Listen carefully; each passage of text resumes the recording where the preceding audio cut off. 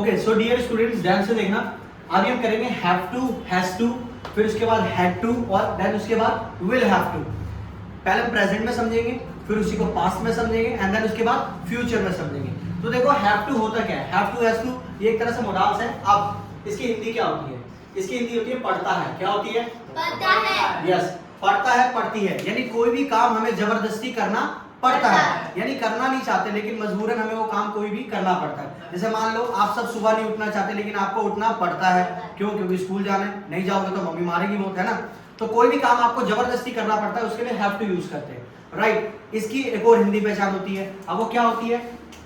ना है, नी है, ना है, नी है, नी है। क्या होती है? ना है, नी है, नी है। अब आपको अजीब सा लग रहा है ना हिंदी, ना है, नी है, नी है।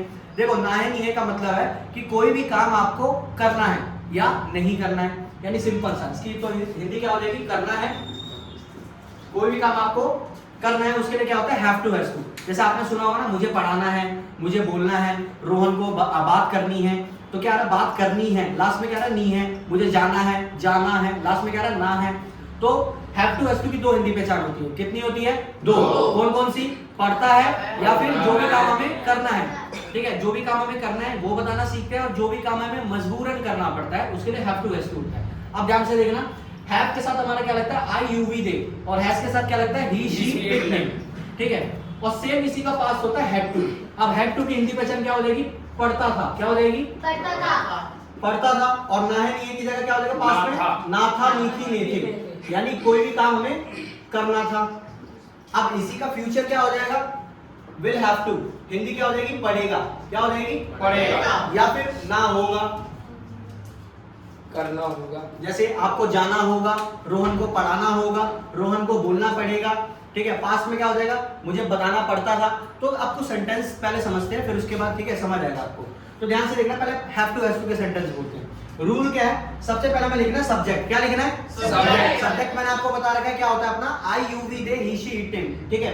एंड देन उसके बाद हमें हैव हैज लगाना है। क्या लगाना है? Have has. और एक चीज और, इसमें आपको टू जरूर लगाना है। क्या लगाना है? टू जरूर, क्योंकि अगर टू नहीं लगाओगे तो इसका कोई मतलब ही नहीं बनेगा, क्योंकि आई हैव गो कोई भी सेंटेंस होता ही नहीं।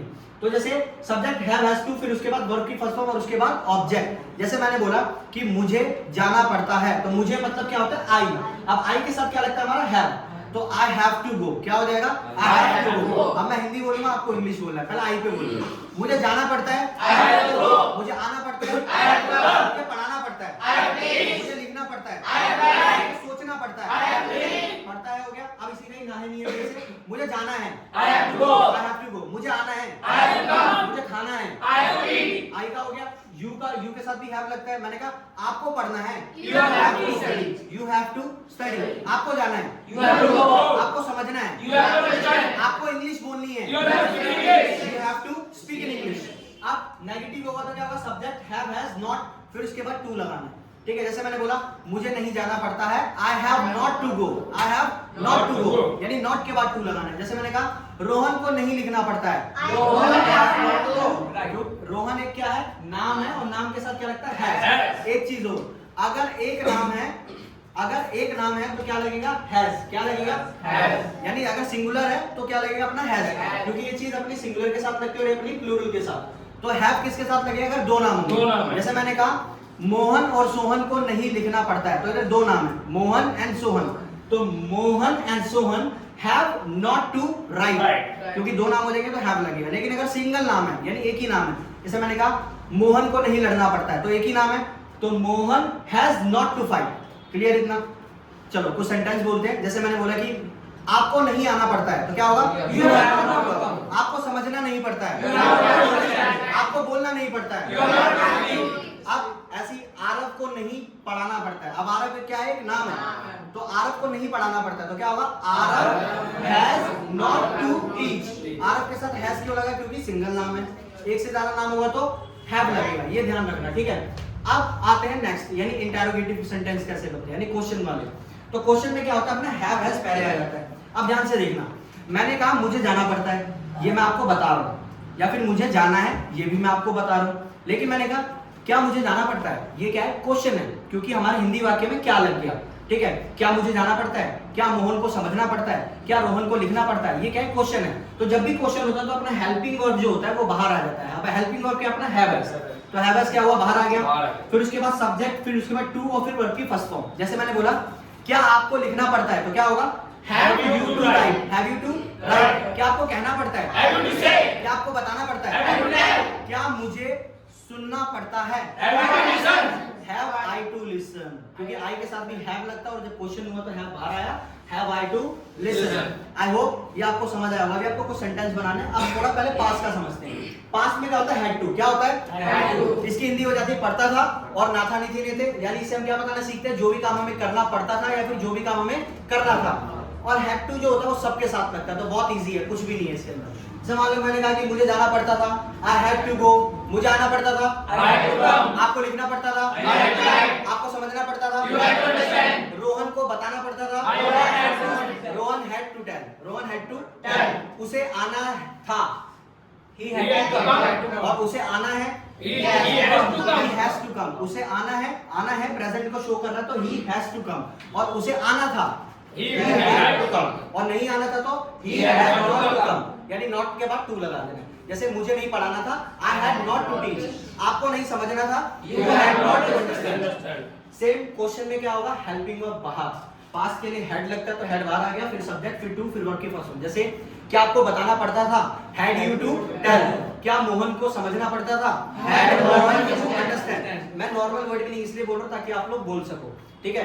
आपको वोकैब्स याद करनी है, ध्यान रखना 400 कम से कम, कितनी 400 डेली मॉर्निंग से लेके इवनिंग तक क्या क्या वोकैब्स होती है, आना जाना लगना बोलना सारा ए टू जेड। तो जैसे मैंने बोला क्या आपको समझना पड़ता था हैड यू टू अंडरस्टैंड, क्या मुझे कंप्यूटर चलाना है and I had to operate computer, मैंने कहा है, क्या मुझे कंप्यूटर चलाना है ना है तो have I to operate computer, have I did computer, लेकिन मैंने कहा क्या मुझे कंप्यूटर चलाना था तो had I to operate computer. Remember always अगर आपको अच्छी इंग्लिश सीखनी है तो आपको सुनना भी बहुत अच्छे से पड़ेगा। अगर आप if you are not a good listener you can not become a native English speaker. Remember always, so you have to listen, आपको सुनना है। अब मैंने क्या बोला यू हैव टू लिसन, आपको सुनना है, यही चैप्टर यूज किया तो आपको यूज करना है, बहुत ज्यादा यूज होता है। अब बात करते हैं फ्यूचर की। फ्यूचर में क्या होता है पढ़ेगा, पढ़ेगी या फिर ना होगा, यानी जो भी काम हमें फ्यूचर में जबरदस्ती करना पड़ेगा या फिर जो भी काम हमें करना होगा। तो रूल क्या है सब्जेक्ट विल हैव टू, ये भी सबके साथ लगता है। एक चीज और, कुछ समझदार बच्चे होते हैं वो क्या करते हैं सोच, अभी मैंने बताया कि ही शी नेम के साथ हैज लगता है तो वो कहेंगे सर ही शी नेम के साथ विल हैज टू हो जाएगा। विल हैज टू कभी नहीं होता, विल हैव टू ही रहेगा सबके साथ, यानी सभी सब्जेक्ट के साथ आपको क्या लगाना है विल हैव टू, सिंगुलर हो चाहे प्लूरल हो कुछ भी हो विल हैव टू ही यूज करना है। रिमेंबर, तो जैसे मैंने बोला मुझे जाना पड़ेगा, आपको आना पड़ेगा, you will have to come, आपको बात करनी पड़ेगी, You will have to talk. समझ रहे हो, you will have to talk. ऐसे मैंने कहा हमें इंग्लिश पढ़ाना पड़ेगा, We will have to हमें learn इंग्लिश पढ़ानी पड़ेगी तो क्या होगा We will have to teach English, we will have to Teach English. ऐसी नेगेटिव हो तो subject will not, will not को आप शॉर्ट फॉर्म में क्या बोल सकते हो वांट टू भी बोल सकते हो। क्या बोल सकते हो want, अच्छा एक और होता है वांट टू, वो वांट टू अलग होता है, आई वांट टू गो चाहता हूं, ये वांट है, क्या है ये वांट, ओ से सामने वांट, ठीक है। तो जैसे मुझे बोलना कि मुझे नहीं जाना पड़ेगा I want have to go, दो तरीके से बोल सकते हो I want have to go या फिर I will not have to go. Short form में आई वांट बोल दो, लेकिन एग्जाम में मत लिखना कभी भी शॉर्ट फॉर्म, ये ध्यान रखना, ठीक है। मुझे नहीं आना पड़ेगा I want have to come, Rohan को नहीं लिखना पड़ेगा Rohan want have to write. Question में क्या होगा अपना विल पहले आ जाएगा, फिर उसके बाद सब्जेक्ट, फिर उसके बाद हैव टू और फिर उसके बाद अपनी वर्ब और उसके बाद ऑब्जेक्ट। जैसे मान लो मैंने क्वेश्चन पूछा कि क्या सलमान खान को मूवी बनानी पड़ेगी, तो क्वेश्चन सलमान खान के लिए तो will Salman Khan have to make movie. ऐसे मैंने कहा क्या हमें समझना पड़ेगा तो क्या होगा will we have to understand, क्योंकि क्वेश्चन किसके लिए हमें, क्या हमें समझना पड़ेगा तो हमें को हम इंग्लिश में बोलते हैं वी, तो विल वी क्या हो जाएगा will we have to, will we have to understand. अब आपको करना क्या है इन सभी के सेंटेंस बनाने, क्या बनाने सेंटेंस, कैसे जैसे एक प्रेजेंट में, फिर एक पास्ट में, एक फ्यूचर में। जैसे मुझे जाना है आई हैव टू गो, मुझे जाना था आई हैड टू गो, मुझे जाना होगा I will have to go. आपको आना पड़ता है यू हैव टू कम, आपको आना पड़ता था यू हैड टू कम, आपको आना होगा you will have to come. Clear. ऐसे मैंने बोला मुझे पढ़ना है, आई एम टू स्टडी, मुझे पढ़ना था, आई हैड टू स्टडी, मुझे पढ़ना होगा, I will have to study. आपको जाना पड़ता है, यू हैव टू गो। आपको जाना पड़ा था, यू हैड टू गो। आपको जाना पड़ेगा, you will have to go.